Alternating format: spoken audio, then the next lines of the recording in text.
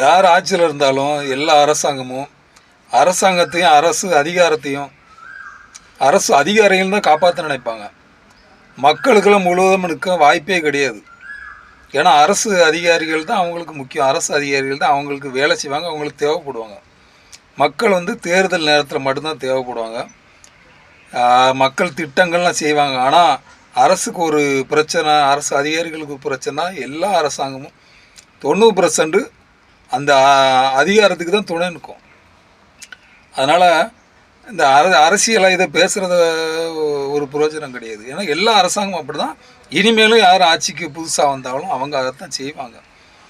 ஏன்னா அரசு அதிகாரிகள் தான் அரசாங்கத்துக்கு முக்கியமாக வேலை செய்வாங்க, அவங்க தேவைப்படுவாங்க. அதாவது காவல்துறை தொடர்ந்து இப்படி இப்போ ஒரு கொடூரமாக நடந்துக்கிட்டு இருக்காங்க. நாளைக்கு எனக்கு நடக்கலாம், உங்களுக்கு யாருக்கு வேணாலும் நடக்கலாம். இது தொடரும். ஏன்னா தொடர்ந்து லாக்அப் டெத்து நிறைய நடந்துக்கிட்டே தான் இருக்குது. வருஷ கணக்காக நடந்துக்கிட்டு எல்லா ஆட்சியும் நடந்துக்கிட்டு இருக்குது. ஆனால் அவங்களுக்கு தண்டனை என்ன கொடுக்குறாங்க? பணியிடை மாற்றம், அப்புறம் வேறு இன்னொரு துறையிலேருந்து வேறு துறைக்கு பணியிடை மாற்றம் பண்ணுவாங்க. கொஞ்ச நாளைக்கு பணி இடைநீக்கம் செய்வாங்க. வேறு ஒன்றும் செய்ய மாட்டாங்க.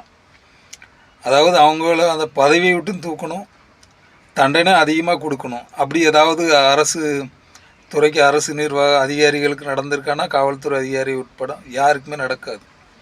அப்படி ஈஸியாலாம் தண்டிக்காது. அரசு நிர்வாகம் அரசு அதிகாரி தான் காப்பாற்றும். இதுதான் தொடர்ந்து நடந்துக்கிட்டு இருக்குது. 90% இப்படி தான் இருக்குது. அதனால் இதை போட்டு நீங்கள் விவாதம் பண்ணி வேஸ்ட்டு. தொடர்ந்து இது நடக்கத்தான் செய்யும்.